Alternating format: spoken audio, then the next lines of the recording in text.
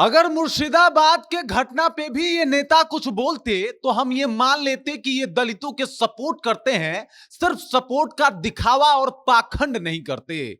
आज मैं उन नेताओं की पोल खोलने वाला हूं जिन्हें दलितों का वोट तो चाहिए, लेकिन दलितों के नाम पे जब बोलना हो तो इनके मुंह सिल जाते हैं। पूरी कहानी आपको बताऊंगा और वाकई ये मुर्शिदाबाद की घटना सबको झकझोर के तो रख ही दी होगी, लेकिन उसके बाद भी कोई कुछ बोल नहीं पाया। इसके पीछे का कारण भी बताऊंगा, लेकिन उससे पहले मेरा परिचय जान लीजिए। मेरा नाम है रजत और आप जनता जंक्शन देख रहे हैं। आप सबसे पहले समझिए कि मुर्शिदाबाद में जो कुछ हुआ उसके बाद सैकड़ों लोग जो है वहां से पलायन कर गए, वहां से कहीं और चले गए और बाकायदा इसके न्यूज भी चले। हर तरफ इस बात की चर्चा भी हुई और कई लोगों ने इसकी निंदा भी की, तो कई लोगों ने इसके ऊपर राजनीति की। लेकिन कुछ नेता जो इसके ऊपर खामोश रहे, ये वो नेता हैं जो पैलेस्तीन के ऊपर बोलते हैं, गाजा पट्टी में हमला होता है तो इसके ऊपर एकदम से रैली में आगे खड़े होते हैं। ये वो नेता हैं जो भाई साहब देश में कहीं कुछ भी हो जाए तो वहां पे इनका ध्यान चला जाता है और यहां इनका तुरंत बयान भी आ जाता है। लेकिन बंगाल के मुर्शिदाबाद में दलित हिंदुओं के साथ जो हुआ उसके बाद भी ये नेता खामोश हैं और ये बात बताता है कि भाई साहब इनकी जो चुप्पी है वो सिर्फ एक पाखंड है, क्योंकि ये दलितों के हक में नहीं, सिर्फ अपने राजनीति रोटी सेकने के हक में बातचीत करते हैं। बाकी दलितों से इनका ज्यादा कुछ लेना देना नहीं है। और उसमें सबसे पहले नंबर पे आते हैं चंद्रशेखर रावण।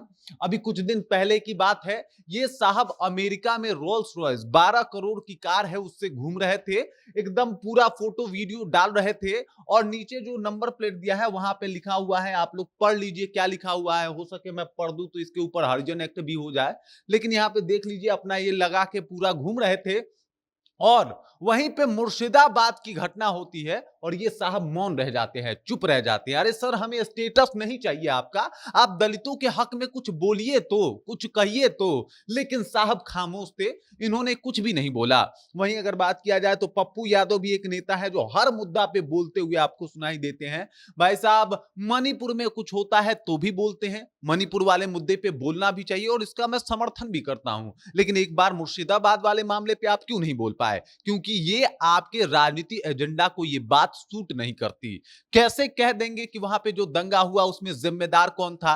किसी एक पक्ष का आप नाम कैसे ले लेंगे? क्योंकि सीधे सीधे आपकी पूर्णिया वाली राजनीति जो है वो उसके सख्ते में आ जाएगी और इसी वजह से आप वहां पे खामोश है। यहां पे देख लीजिए, यहां पे तेजस्वी यादव जो है वो लगातार हक की बात कर रहे हैं कि भाई साहब हक की बात होनी चाहिए, जो भी पिछड़ा अति पिछड़ा है उनका आरक्षण मिलना चाहिए। और तमाम मुद्दे जो है दलितों के सबसे बड़े शुभचिंतक बनते हुए दिखाई देते हैं। और शायद ये घटना किसी और कास्ट के द्वारा की गई होती दलितों के साथ तो शायद ये इसके ऊपर तेजस्वी यादव बहुत बोलते। लेकिन अफसोस की बात है कि वहां पे इनके फेवर वाले जाति लोगों के साथ जो जो इनके वोट को सूट करता है, कुछ लोग आते हैं, दलितों के घर को जला देते हैं, उसके बाद लोग वहां से पलायन करने को मजबूर हो जाते हैं, दूसरे दूसरे जगह पे जाते हैं। लेकिन ये सारे नेता चुप है, इनका एक भी बयान नहीं आया। अरे आप तो भीम आर्मी के चीफ हैं, आपने तो जाने क्या क्या बयान दिया है भाई साहब, आपका तो हद ही हिसाब नहीं है। लेकिन यहाँ पे आप चुप हैं। एक और नेता है जो कि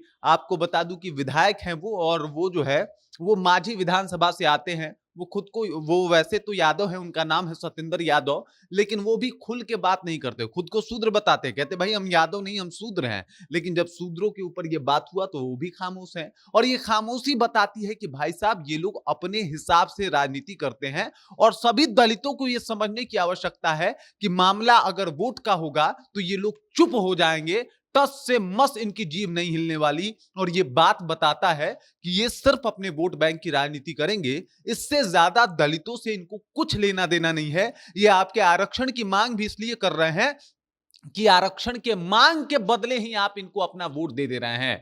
दो चार बार मीडिया के सामने आके और जरा तल्ख तेवर अपना के कि भाई साहब हम तो बड़का दलित हैं, दलितों को कोई बोलेगा तो हम छोड़ेंगे नहीं। अरे भाई अब बोलिए ना, अब आप तो इन लोग के मुंह सिल गए, जुबान सिल गए, आबले पड़ गए हैं जुबान में क्या। ये तमाम बातें जो है वो सब एकदम सामने आ रही है और ये बातें बता रही है कि ये लोग बस और बस अपने वोट की राजनीति करते हैं। बाकी इनसे, इनको जो है वो दलितों से कोई मतलब, कोई आवश्यकता नहीं है। बाकी ये समझने की बात है और सबके साथ ऐसी ही राजनीति हो रही है। जितना जल्दी आप समझ पाएंगे उतना जल्दी इस ट्रैप से आगे निकल पाएंगे। बाकी इस खबर, इस जानकारी को लेकर आप क्या सोचते हैं, आपके जहन में क्या कुछ चल रहा है, कृपया कमेंट कीजिए और अपना विचार हम तक पहुंचा दीजिए। बाकी आप देख रहे हैं जनता जंक्शन और मेरा नाम रजत है।